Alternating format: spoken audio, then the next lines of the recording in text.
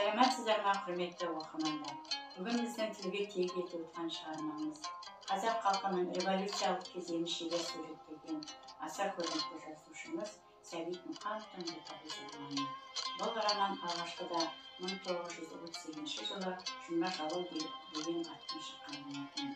Кейінірек оқырмандардың талап тілектеріне қарай 1948 жылы «Ботагөз» деген атпен жарық көрді.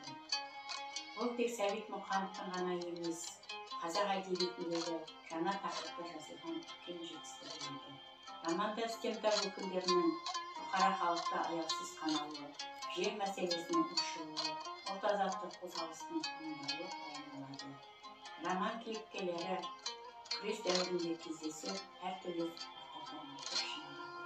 Олар Ботагөз, Амантай, Асқар. Ботагөз күрес дәуірінде туған. Ол барлық өмірін азаттық жолында күреске арнаған жаңа тақырыптағы қыз. Кедей отбасында туған.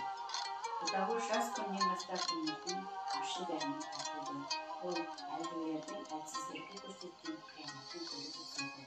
Сөйтіп жүріп Ботагөз орыс мектебінде білім алды.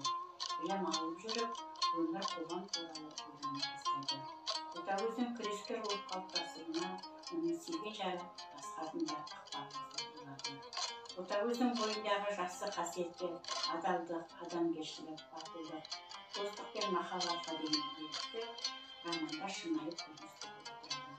Сондай-ақ жазушы романда Асқарды ауыл мұғалімінен бастап өмірі мектебінен өткен ұлт азаттық қозғалыстың күрескері ретінде суреттейді. Үнемі сабырлы ойлы Асқармен қатар көсем басшысы Амантай да өз заманының кейіпкері екенін жазушы романда көрсете білген. Осындай жағымды кейіпкерлермен қатар романда жағымсыз кейіпкерлер де бар. Олар Кулаков, Итбай болыс.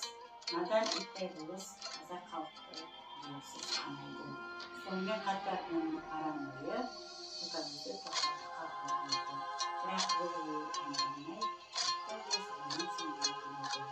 Романның басындағы жас Ботагөз өмірдің әртүрлі соқпақтарынан өткен, революционер Асқардың сүйген жары, қоғам мүддесін пайымдай алатын үлкен азаматқа айналады. Қорыта айтқанда Ботагөз романы қазақ романындағы үлкен жетістік, үлкен мәртебе болды.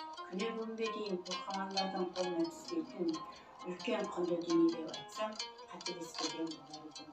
Сіздерді осы көрнекті жазушы Сәбит Мұқановтың «Ботагөз» романын оқуға кеңес